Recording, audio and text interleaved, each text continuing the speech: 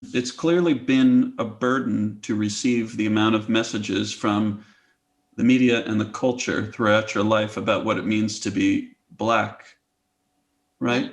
There's a heaviness to it for you. Being Black in America for me has been a full-time job.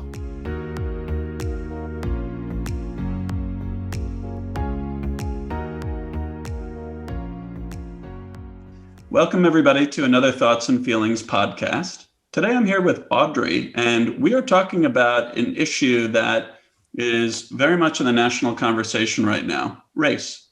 So Audrey is a Black American, I'm a white American, and even though it can be very awkward to have conversations like this, we're both taking a bit of a risk, and we're just going to talk about it and see what we can figure out about, at least person to person, Audrey to me, what the state of people of different races being able to talk to each other is today. So welcome, Audrey. Thank you for being here. Thank you.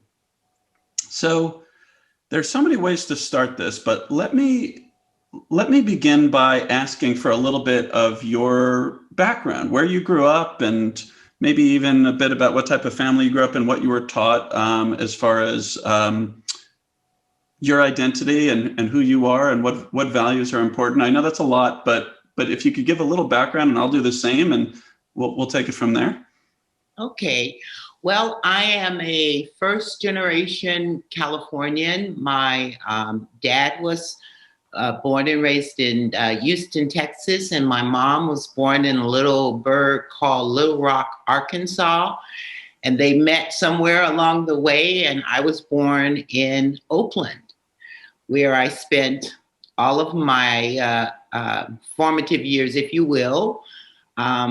I was raised in a house with 7 siblings and my mom and dad and my grandfather.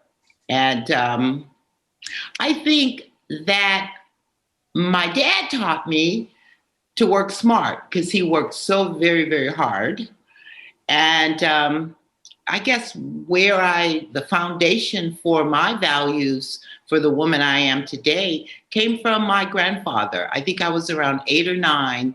And he told me, he said, Audrey, don't start anything you don't plan to keep up. Because he said, starting a thing, very, very easy. But most things ask of you and demand of you. And I think that has been the reason why I've chosen the paths that I've chosen and foregoed a lot of the other opportunities because of what my grandfather said. Huh. So it sounds like a message of taking on responsibility, that life will throw a lot at you, but if you're prepared and you're committed and willing to put in what it takes to get through the commitment or situation you're in, then you'll do well. Is that approximately? You know what? That is, when I recognized, like around 17 or so, that I was going to go forward being the person who made the decisions in my life, those lessons from both my father and my grandfather, as well as my mom. Now, these weren't things that we said over the breakfast table and they said this. Mm-hmm. It was more learning by osmosis, learning by observation. Mm-hmm. And what my mom told me, which as I continue to live, she taught me by her behavior that you can accomplish anything if you focus on it. Mm-hmm. And it doesn't matter what you focus on. You can focus on anything. It's not good. It's not good or bad. And that was very important too, to me, having the ideas and the perspectives that I have now. Yeah. That sounds like a really deep value of self-belief and belief in hard work. And, I'm just getting a hint of the fact that life will not make things easy for you, but you have, a good deal of control over at least a portion of what life throws at you. Certainly what you do with yourself, you have a lot of control over. I'm getting that implication. And perhaps I can share with you just a summary of my background so we know how we go into this conversation as we talk about the sensitive subject of race. So I was born on the East Coast and in Long Island, New York, and I'm Jewish. And it's kind of an insular community. I don't know if you've been to Long Island, but Long Island in the 80s and 90s, in the place where I grew up, the vibe was kind of like, at least amongst my community, that Jewish people were like, you know, the best people, the people you wanted to be around. There was a very strong sense of identity around being a Jewish person. And it was pretty much like everybody else has downsides.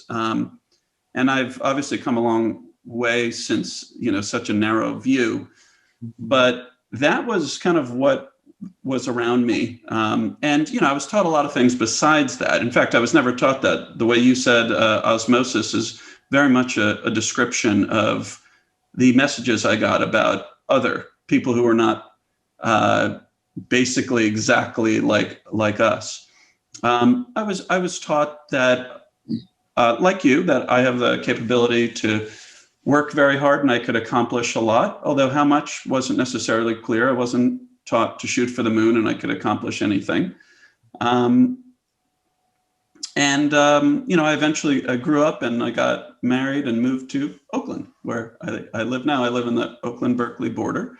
And as part of that, you know, I've grown a lot. And the woman that I'm married to, have been married to for almost 9 years, has helped me get past a lot of my bullshit, so to speak. A lot of the stuff where I thought that I was all that and could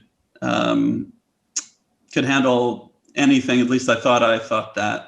And she was kind of like, well, here's where you're human and here's where you need to do some work. And here's where, you know, you actually have a lot of sadness and problems and you need to do some work on that. So she really set me straight and helped me to see the view of the world that I have now, which is that life is hard and that if you work hard and you think clearly, you can get through a lot and you can accomplish a lot. And as long as you're not hurting anybody, do whatever makes you happy.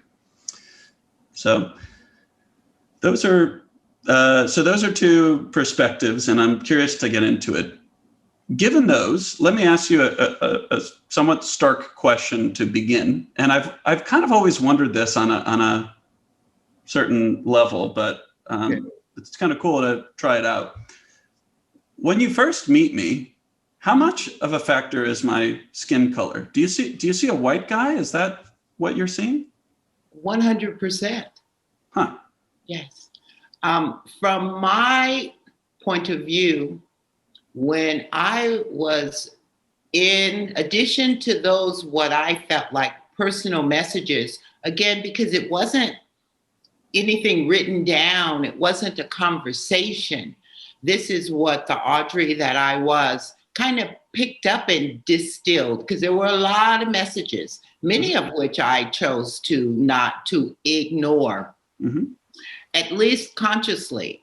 But I think unconsciously in my world, and this is very true, I'm almost embarrassed to admit it, but in my world, there are white people and Black people. All the other breakdown of the Jewish and all the rest of that, it's a very clear delineation because of the historical interpretation of the messages that are handed down generation after generation. And I have come to understand that just like all Black people are not the same, all Black Americans are not the same by any stretch. I'm coming to understand that all people who are not Black are not the same, but there's no real, because by the time you get up in the morning as a Black person, as a Black woman who hasn't given up, who hasn't succumbed to the barrage of all of the challenges, by the time you get up and you fully realize that you have to be better than anybody else in order for it to be considered.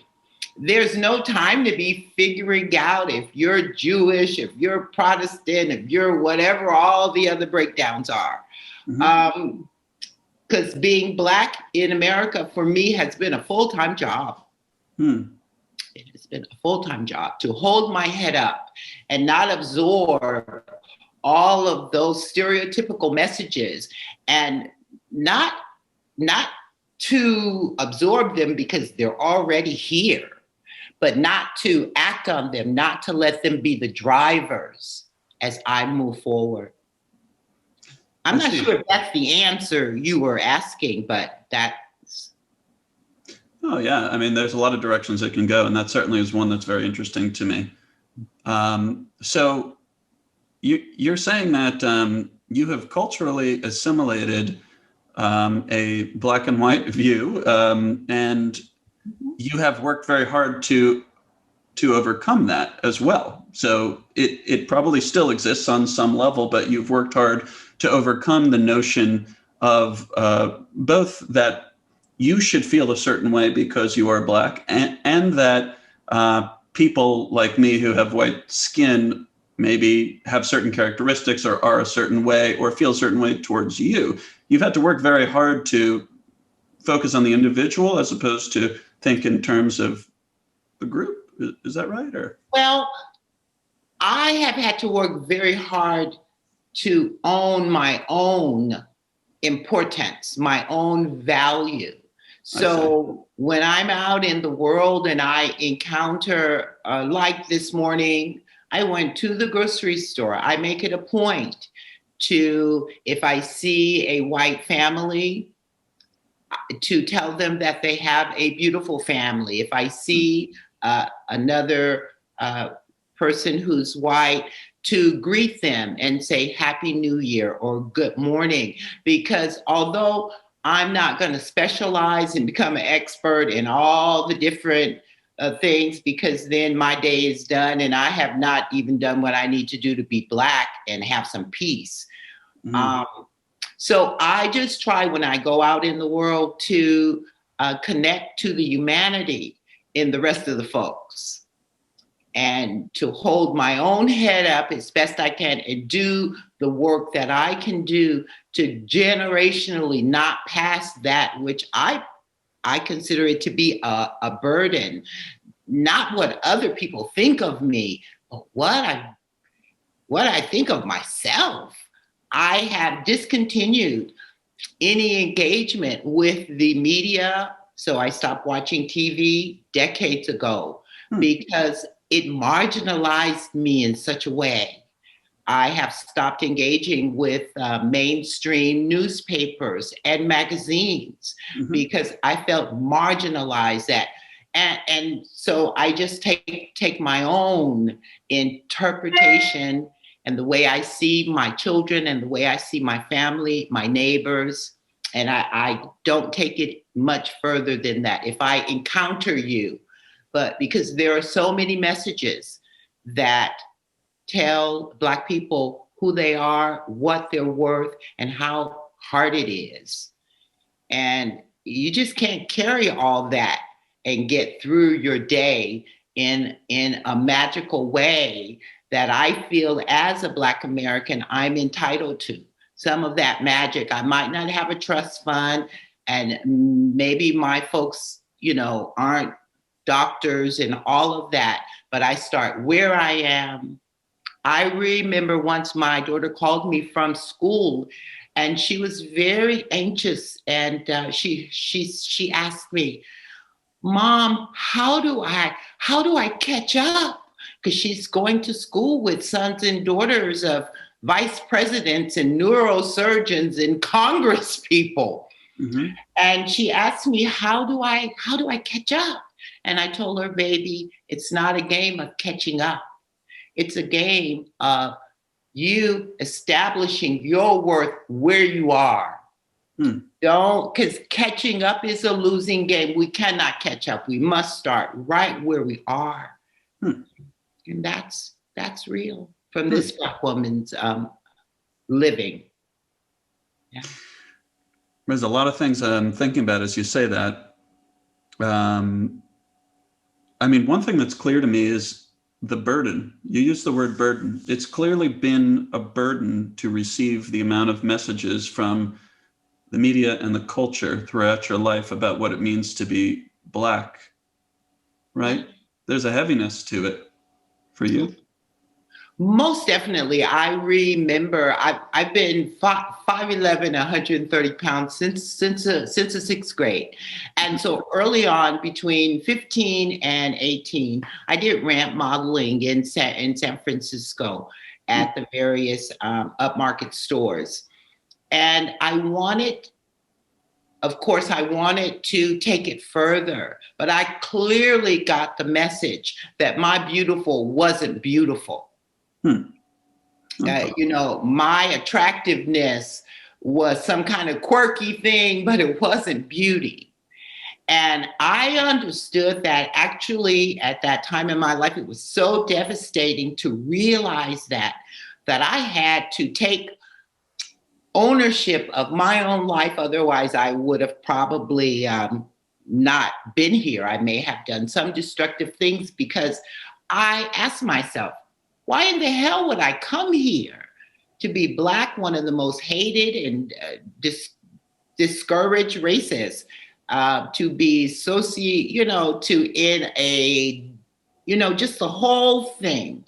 No trust fund, no nothing, just who I am. And I had to decide that I was going to take ownership of my race, my family, my economics, the geography, the time. And I began at that age to say that all of this is for a good reason. And then I began looking for things that worked, looking for ways I could work, looking for things that made sense. Because to be a Black person in America oftentimes doesn't make sense. And you have to kind of own that. You have to, maybe, and in my case, often the pendulum swings all the way to the other side, because even my choice to homeschool my children was so that they wouldn't be burdened in the time when they're like little sponges with that message of their lack of worth. And so I have taken it, I said burden, but maybe I mean a challenge that if you're going to keep living, you better rise to. And no better motivation has there been in my life to rise to the challenges.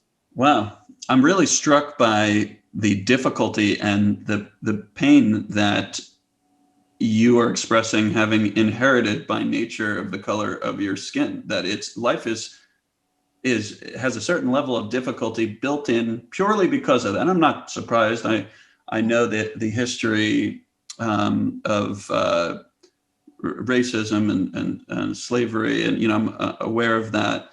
But as far as our lived experience, it's so different because I never think about my skin color, and I never have. Apart from maybe this year, there's a lot of people talking about the responsibility that someone has because they have white skin.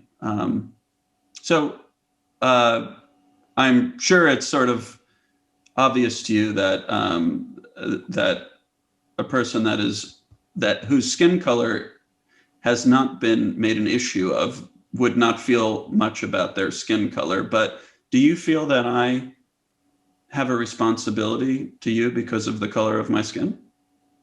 Do you know what? I hear that in my own community a lot. And as a member of this community, I hear a lot of Black people talk about they waiting on the white man to do something.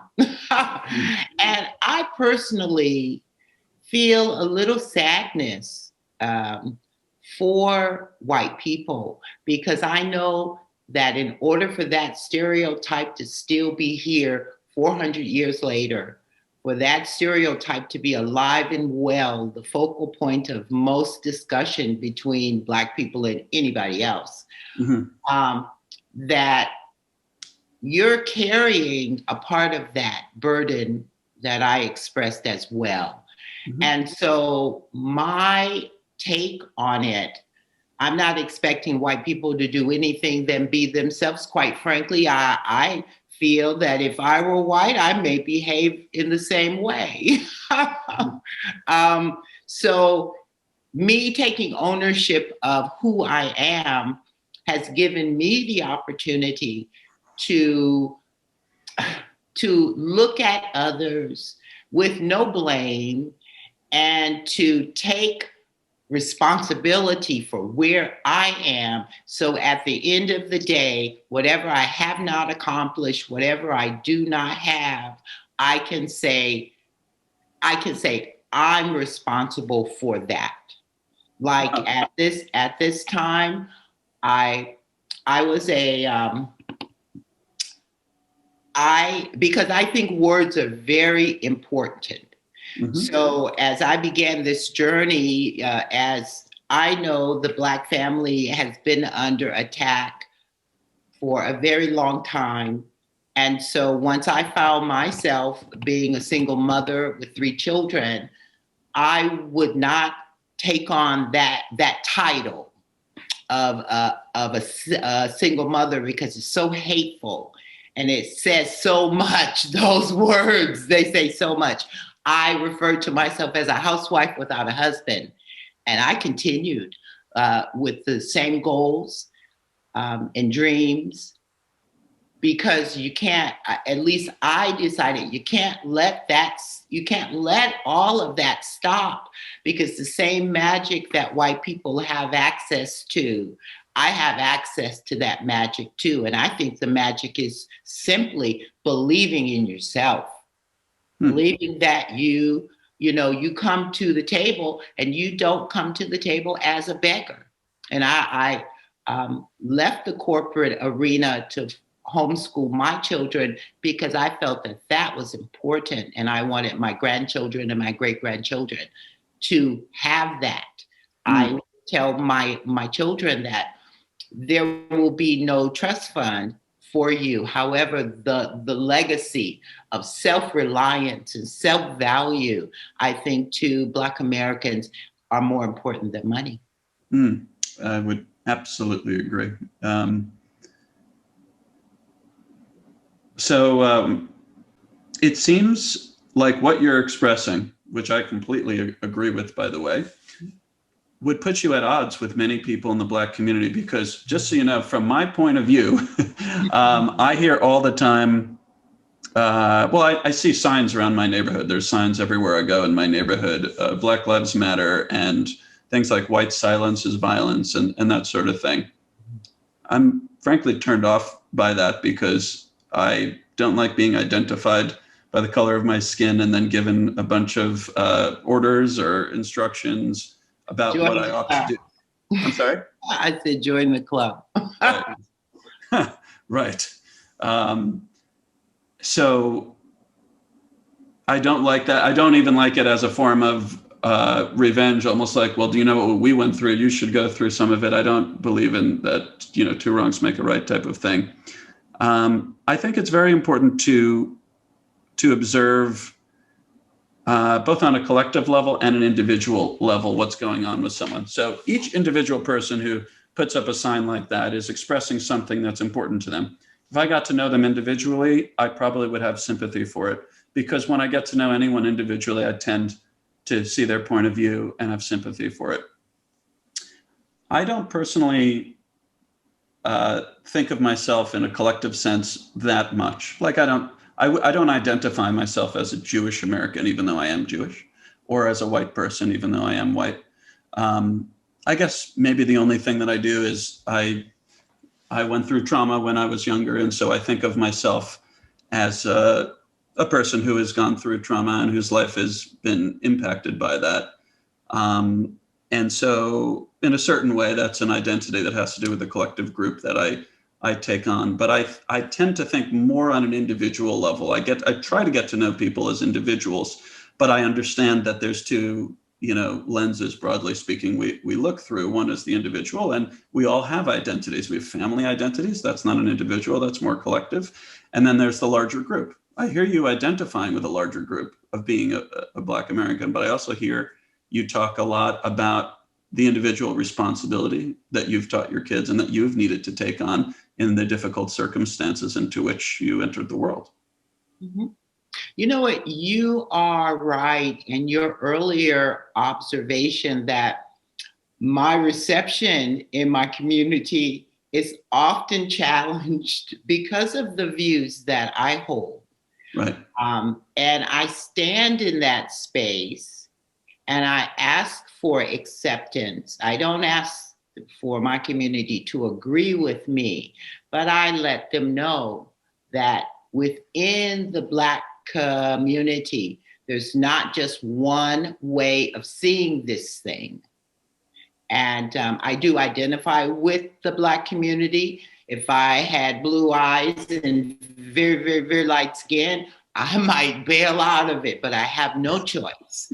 This is the party that I'm going to make the best of. Yeah.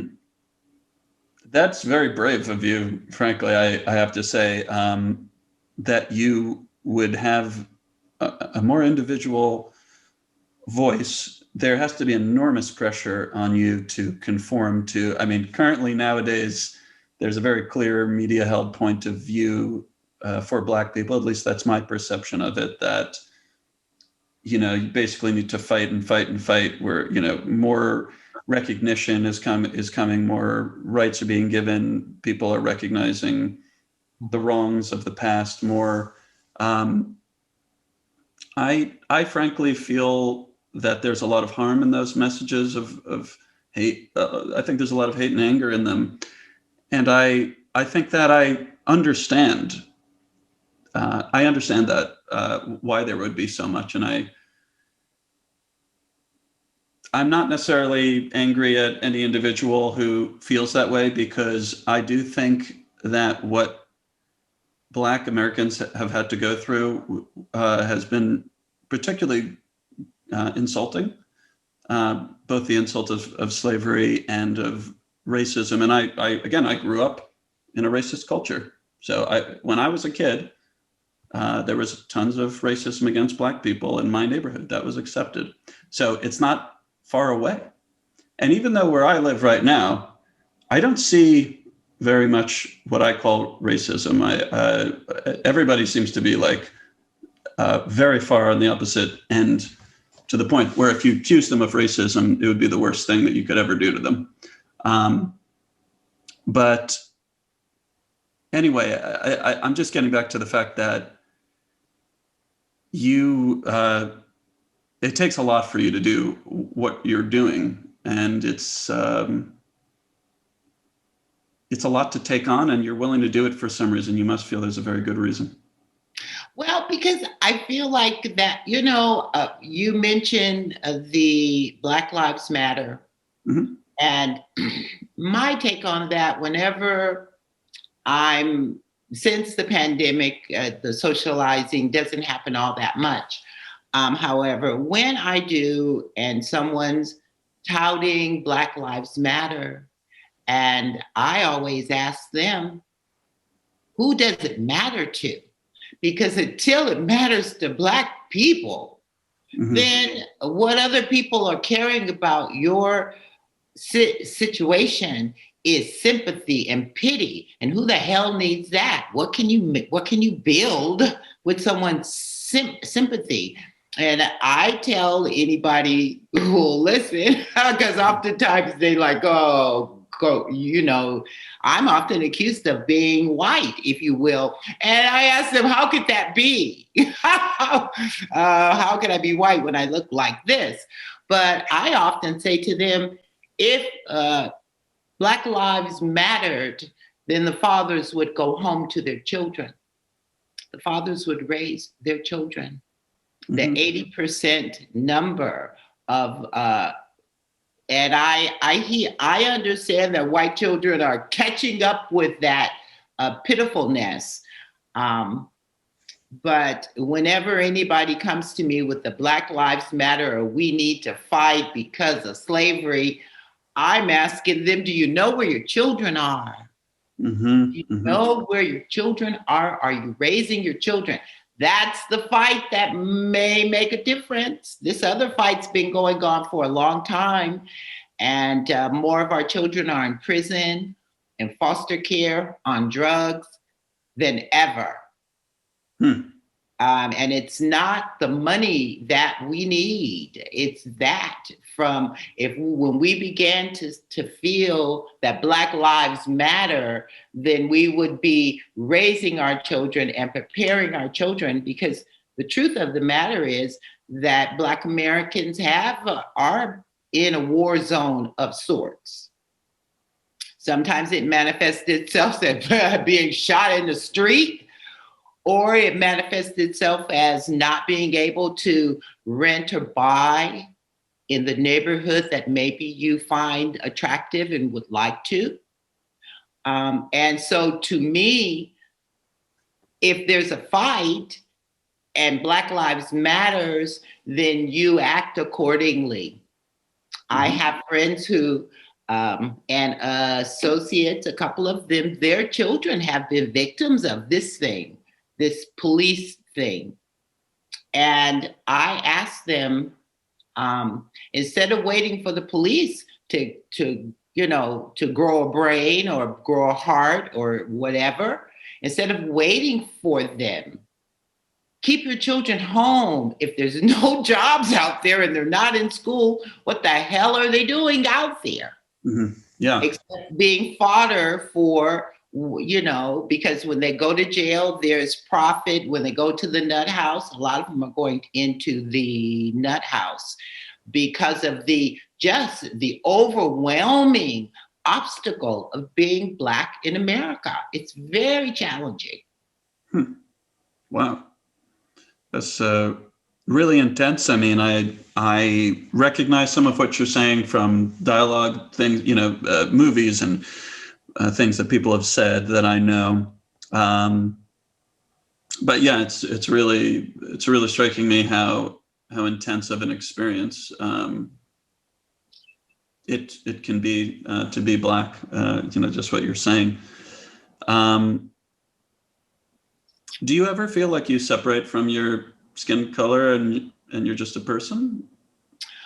Only in the environments that I have intentionally created. When I go out in the world, I know that I'm viewed as a Black woman with all of the stereotype that's associated with that. Yeah, of course I do. Right. So when you're comfortable and you don't feel the pressures of the outside world, that's when you can forget about the housing of your soul, so to speak, what your external, and physical appearance. You can forget about that finally when you're relaxed and not hit with the stimuli of the outside world.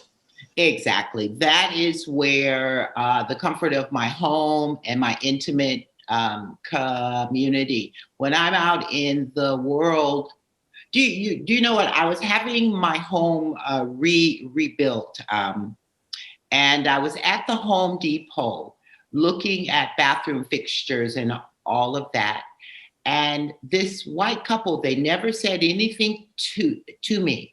And it wasn't that they didn't say it, just that, we were just passing people, but they were in the same section. And when they turned the corner, something about them almost knocked me down. I had to sit down. I had to gather myself. There was something that I had to sit there and I had to say a mantra that I'm worth something. Their being, and that was the first time that had ever happened so strongly to me, that their simple presence, what they stood for, what they knew, what they believed in, the power that they have, it was almost it was like an assault. And I had to sit down and build myself back up internally. They never said a word to me, and I never said a word to them. Wow. So I don't know how often that happens to Black people. I don't know who is responsible for it, but I know for me and for my children and my family, we have decided that blame is useless. Blaming somebody, waiting for somebody to grow a heart or something, but that we develop strategies and techniques that we can continue walking with our heads up, not falling into alcoholism, because there's a lot of functional alcoholics, functional drug addicts. And now this whole onslaught of the legalized drugs and the horrible, horrible condition of the Black community's health in an attempt to, to not just curl up and die in this place. And the fact that we have no other place to go.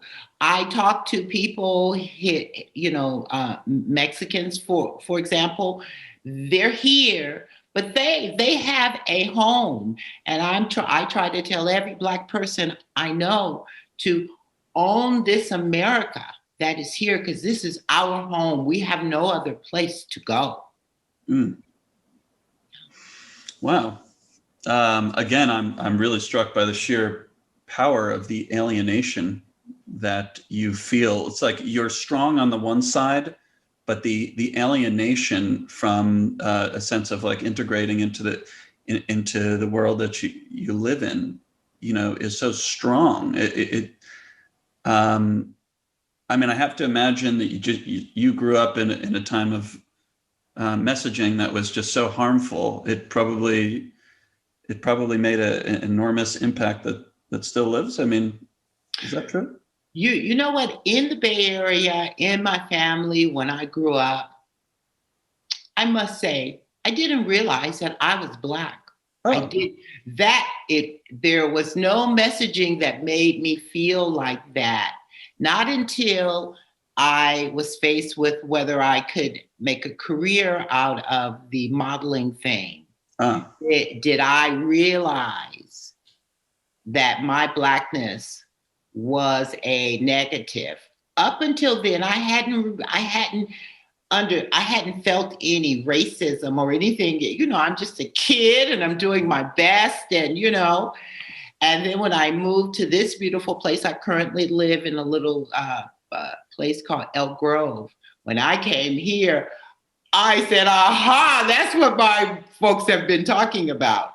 Because then I felt that racism uncovered. But to me, since I could do nothing to change it, I'm thinking brighter minds than me have attempted to solve this. So I'm not going to, that's not my path. My path was whenever any of the racist behavior or I'm feeling something, when it comes up, I take it as a challenge and find another way. Mm. Yeah.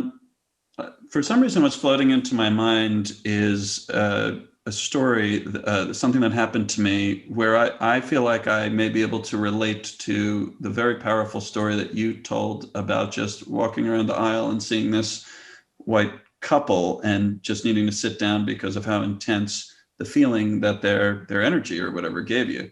I don't know if this will relate, but I feel I have to say it. So this was about 9 years ago, or maybe 10 years ago. I was with my wife. We were on a plane to Switzerland. This is my first trip outside the U.S. My wife, kind of was like, you got to get outside the U.S. and see what life is like. And we went to Switzerland and to France. And there was this Swiss couple in front of us. And there was a couple, and then they had 2 kids with them. And they seemed like they were, blonde and blue-eyed and seemed very relaxed. They were tall, they were good looking. They just seemed super relaxed, like everything in life had been put together for them. Now, I come from a background where not having my father around is probably the worst thing that's happened to me. It really shaped who I am, how much I missed having my dad when I was little around. You know, he didn't live in my house. My parents were always divorced, you know, ever since I've been alive. And something about the completeness of that family and how comfy they seemed in it made me feel so angry. And then when the plane started to take off, within a minute of lifting off into the air, the guy in front of me puts his seat back and it like basically went into my lap. And it's the only time I've ever gotten into a fight on a plane, not a fight, but like, I was just like, what the fuck are you doing? You know, I was like, you should ask before you put your seat back into my lap. And he was just like, I can do whatever I want. You know, he was just, and it just completed the picture of just this selfish guy that had everything made. And, you know, there, a lot of that's on my side and not on their side, although I think what he did was a bit rude, but that's a different subject. For some reason, I feel like it relates in some small way to what you're saying, because I know what it's like to not have things together and and to feel like other people are almost glaring at you, looking down on you with their presence and their you know, aloofness, and everything's fine for them, but they're not seeing the humanity. So does that relate at all? Do you know what it does? I can kind of feel what you're feeling, and you use the word of the completeness of the family.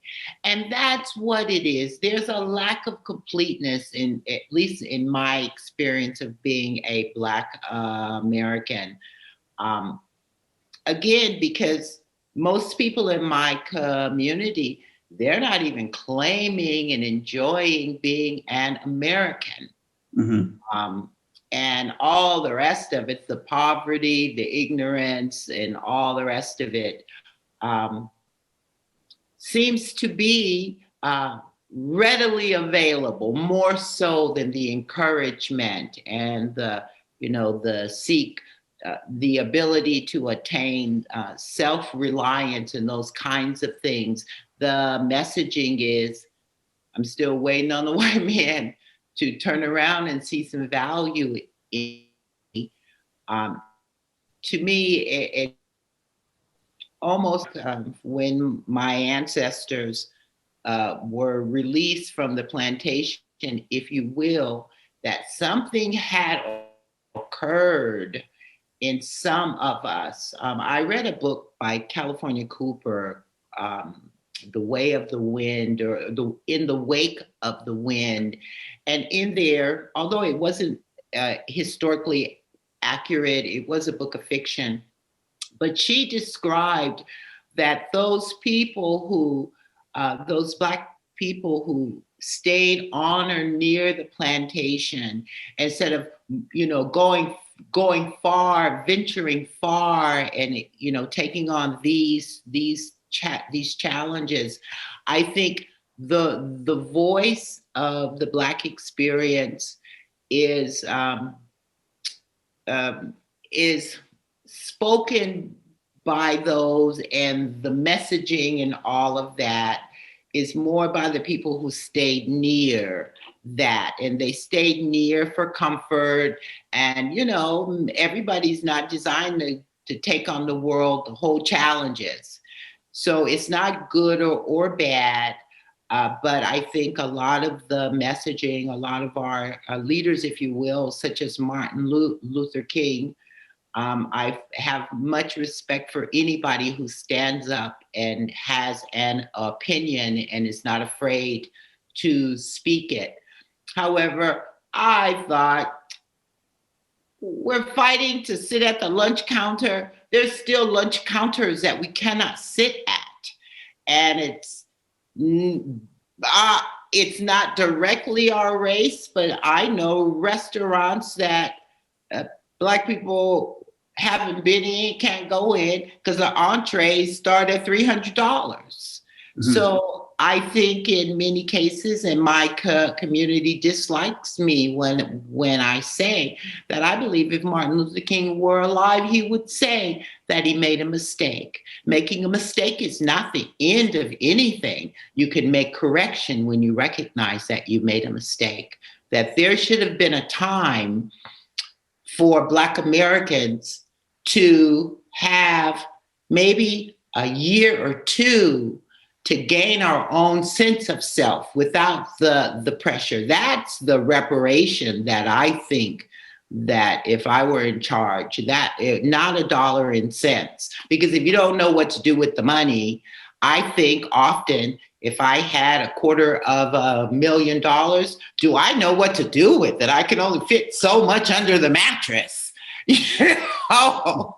And so that's what I think. And I think that reparation, if you will, that type of reparation, we can give that to ourselves, to move away from the glamour and the prestige of what white America represents, because behind that is a bunch of nastiness anyway. It's not anything wholesome and healthy, but boy, it just looks so good.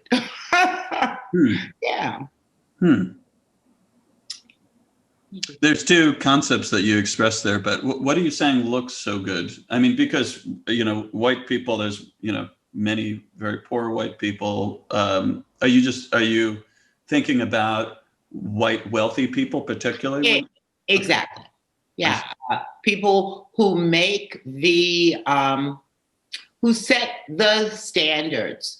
My son, who has experienced many things that I have not experienced, and that I raised him to take us to another level through his experiences and behaviors. And when he comes home, I guess he hangs out with trust fund folks who have, big, beautiful $9 million homes and all of the cushy stuff that you can have. Mm-hmm. That in America, that's called successful. Right. He says when he comes home so that he could breathe the air of what's real people who are fat, people who are ugly, people who are sick, people who are poor. Because the people that he has that have become his colleagues and the people that, from school and that kind of thing, they're all the beautiful people,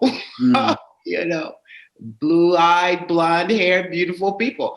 There's nothing wrong with that, but I'm very glad that he recognizes that there is a difference and there's some value in what we're doing here, because everybody's not hanging out with the beautiful people. Right. That's interesting.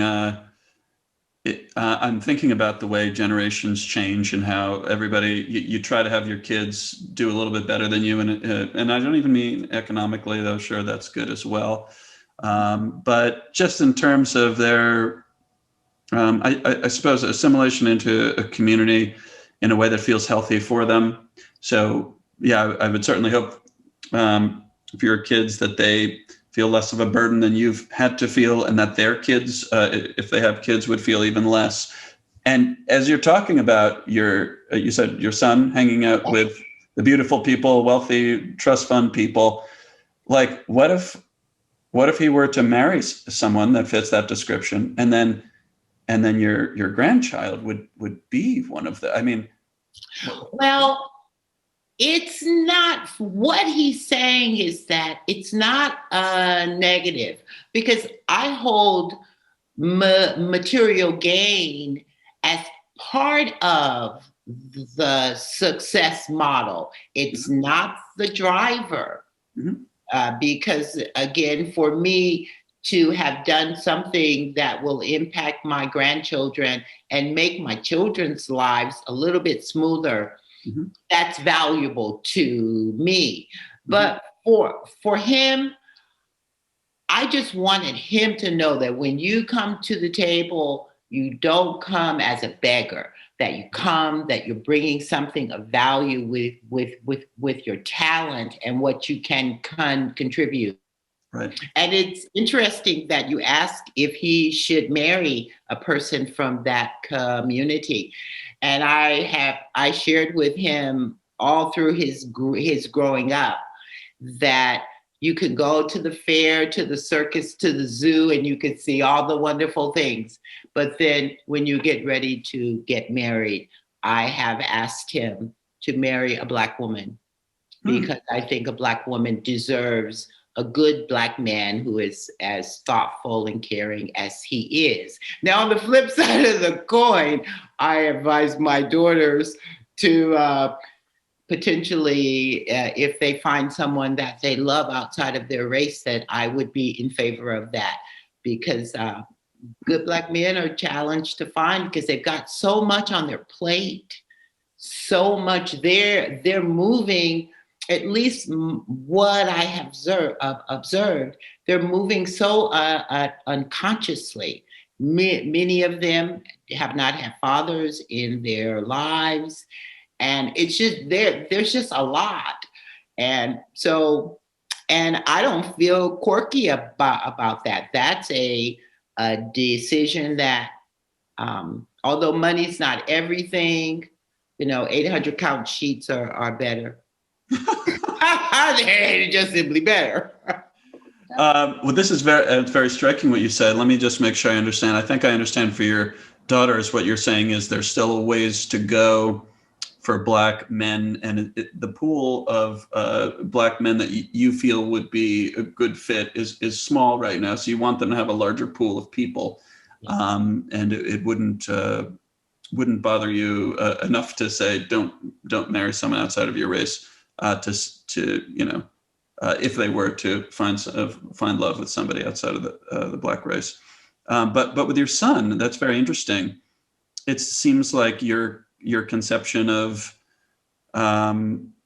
the challenges that Black men face are such that you feel that a Black woman deserves to meet someone as wonderful as your son, who actually has their stuff together, and that would be a gift to her. Is that what you're saying?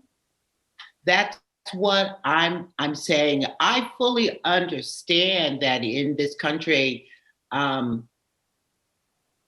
if a Black person is involved and a child comes from that union, that child is Black. Mm-hmm, mm-hmm. So I have no worries what the ethnicity of my grandchildren will be. By the way, I don't have any yet. Mm-hmm. However, I want the love and the sense of self and the sense of self-value and self-respect. I want my son to share that with a Black woman, because as a Black woman and meeting other Black women, as I continue this journey, we are holding it down, if you will. We are standing up. We're standing as strong as we can. And ideally, we would like a Black man to be our partner, but we cannot allow him to be a rock in our pockets when we go swimming. Mm-hmm. And so that is just what I asked. I asked it without any shame or anything, because I know my son, he did have a beautiful girlfriend, beautiful long blonde hair, blue eyes, all that. And I asked him, what did he see in her? And he said, she reminds me of you, Mom. I was like, oh my God, I'm going to have to make it clearer. I want her to have melanin in her skin, darling, and kinky hair. Wow. That's very interesting to me. Something is coming together for me that is going to come forth in the form of a question, which is, I'm noticing throughout this conversation that you are saying things like, as a Black woman, the Black community, you're identifying and you're using your group identity more than I am. And I think that's because, maybe I've been fortunate to have been born into a majority community, essentially, a community where people look like me, sort of thing, where I am, and there aren't negative feelings towards me where I was born. But I'm curious what you think of the fact that, like, I I am married, but if I wasn't, I would marry a Black woman. I would marry someone who is Mexican or Asian or whatever it is.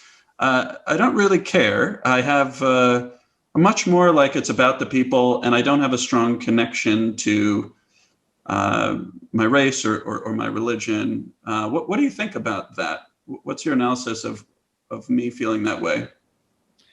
Again, Black people cannot hide. Mm-hmm.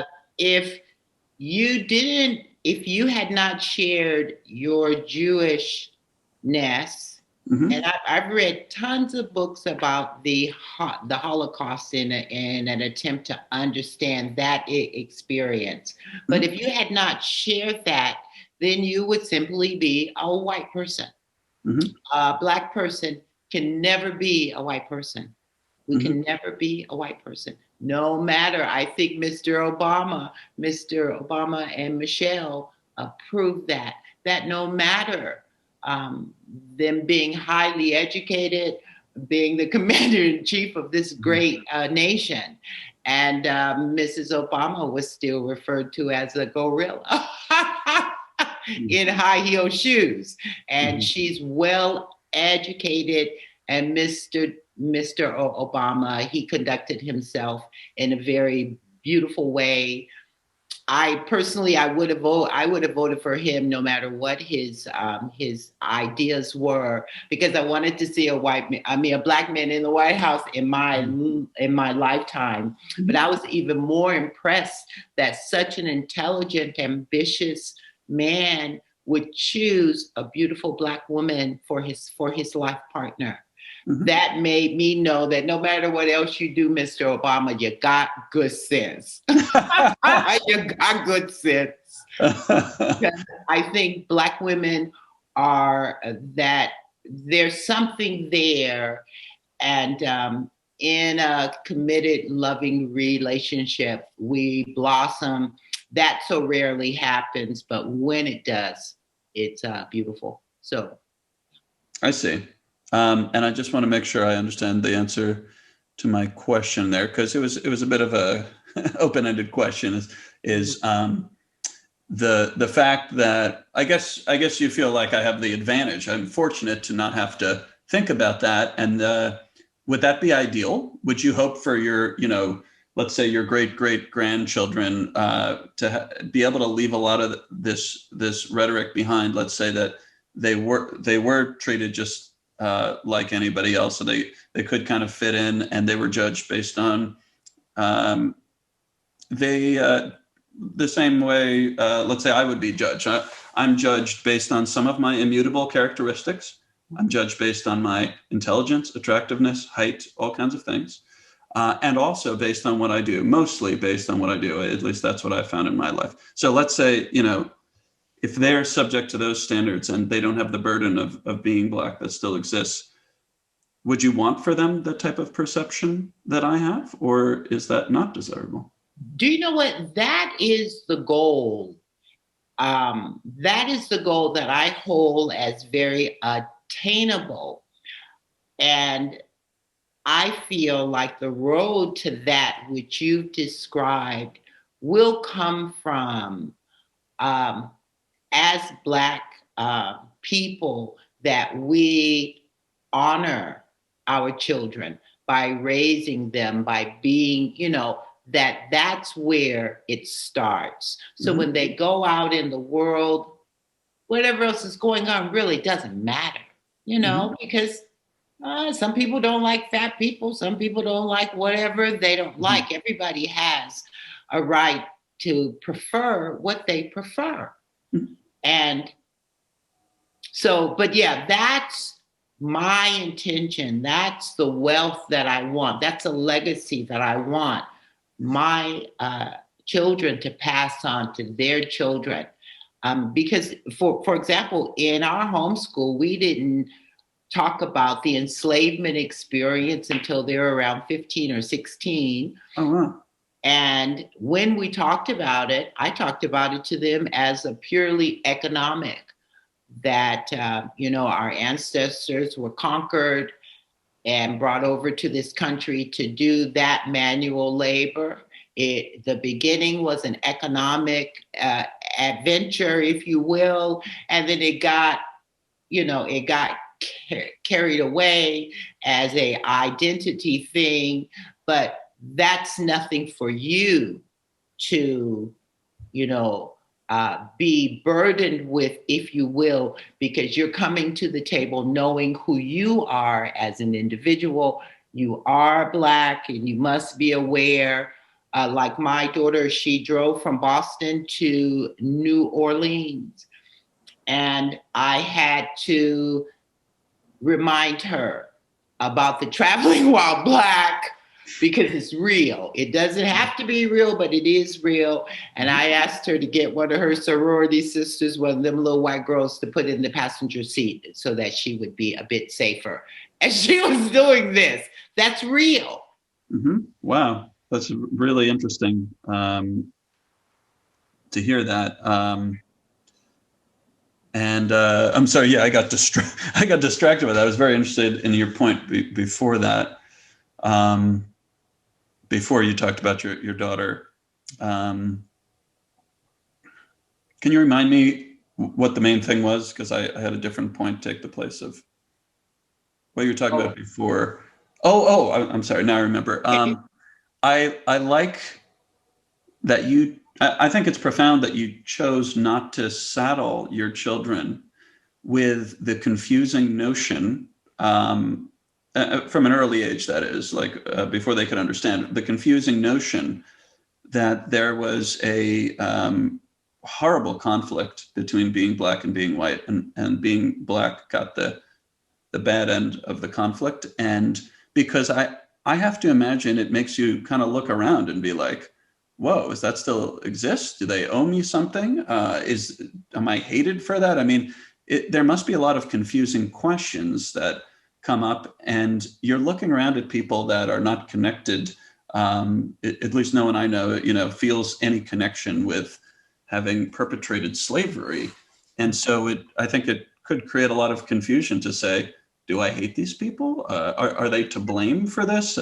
Whereas when you talk to them about it when they're a little bit older, they could understand it more because I have a feeling, without knowing the history, that the economic part was a bigger part of it, and then maybe it became convenient to think that you're better than someone because of a characteristic they have, and that's where the identity thing and all the pain may have come from. But yeah, no, that seems.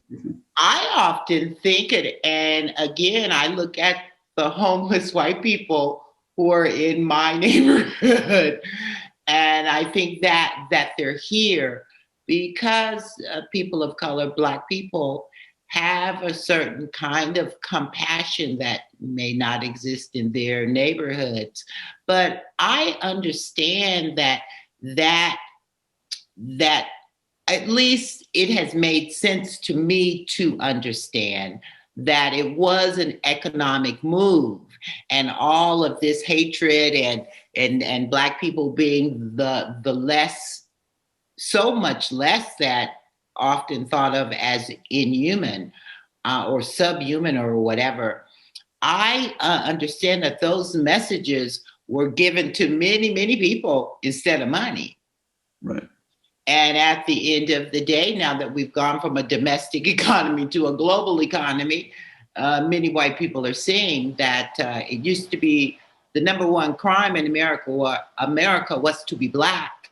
And now the number one crime is becoming being poor. And being poor is colorblind. That's not the ideal solution to the problem.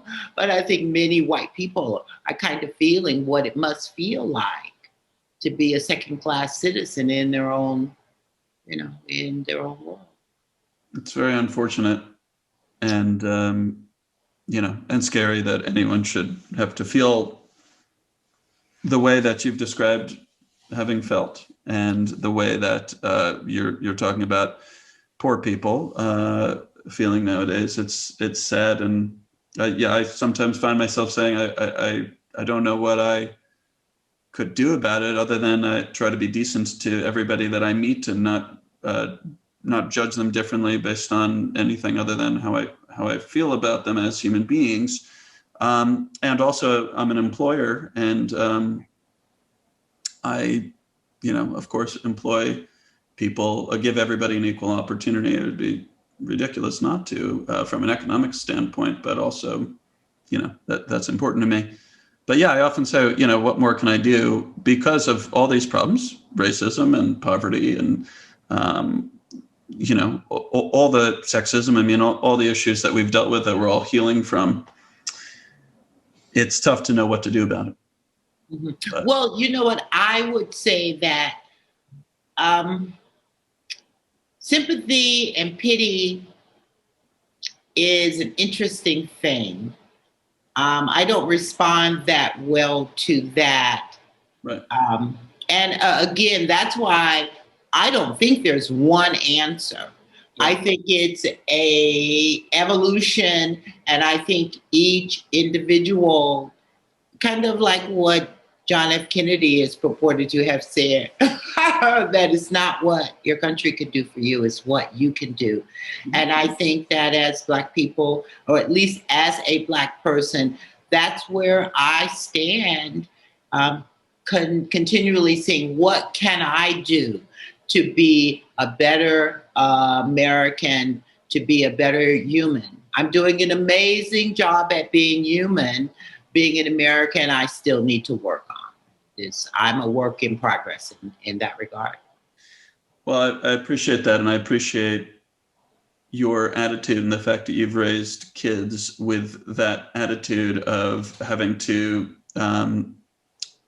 be responsible for what happens in your life and not feel like a victim or take on pity and sympathy, but instead to try to create your destiny as best you can, knowing that there are going to be unfair things out there, and there are on many levels, and certainly on the level of race as well. But I do think that will serve them well and get them to the goal that you talked about. And I think that all of us should think about that and at least act in a way that manifests that. It's hard to know what specifically to do. Everybody has their own notion of it, but to certainly, just understand that we're all going through life, and life is tough, and we all have challenges in different ways, but to try to be aware of that and, join with people in a strong way, conduct yourself in the most thoughtful, strong way in the world. And hopefully we all together can, get through the difficulties of life and try to put behind us some of the awfulness. Anyway, yeah, that's at least the way I think. That which doesn't serve, because although I feel that Black people, again, have challenges, yeah, and, in respect for my dad and my grandfather, I married and had children with a Black man just to honor that. I knew what was coming, but I did it because I honored them. Mm-hmm. And so I would just say that the way that I see it, it won't disappear overnight. But if we're busy living our lives and standing up for what we believe, that one day we'll wake up and it just won't be there anymore. It just simply won't be there. Now, the Black Lives Matter folks, they're not going to get there with that. But, this is just one Black person's take on it. And I appreciate that. We're getting to the end of our dialogue. Is there anything you wanted to say to me or ask me or anything like that comes to mind as we finish up here? Well, you know what? I guess one comment that I will make, I gave up all media in terms of a source of information. I felt what was valuable, if it wasn't happening on my block or in my home or in my little community, I'd leave the others to take care of that. But somehow I've become a subscriber to a magazine or newspaper, if you will, called Tablet, and it's a Jewish publication. So I just find it interesting that that is the one source of news that I do engage with. And I feel a sense of that there may be some honesty there, some kind of balance there, because historically, what that the Holocaust experience may have compared to what has happened in its own way in terms of that kind of thing. So it's a pleasure to have met someone who is Jewish. Yeah. Absolutely. And it's a pleasure on my side too. I think there's a lot of nuance to this, and I'm going to be thinking a lot about it and processing. So really appreciate you participating in the dialogue. And I know that you had mentioned before you were a little nervous to take on this subject, as was I, because you don't know what's going to come up. We don't know each other. But yeah, I just appreciated that we both said what we feel, and there was a lot of commonality there, and ultimately just wanting the best for ourselves, for our communities, and for our kids. So exactly, and for America, yes. despite all of the stuff, I think America has been a powerful place. I think the American dream is an awesome, or say was an awesome thing. And now we're just preparing for what comes next. Yes, I also feel kinship with the idea of the American dream, and that anything is possible. And I continue to hold on to that idea, no matter how tough it can be. Exactly. All right. Yes. Okay. Thank you, Audrey.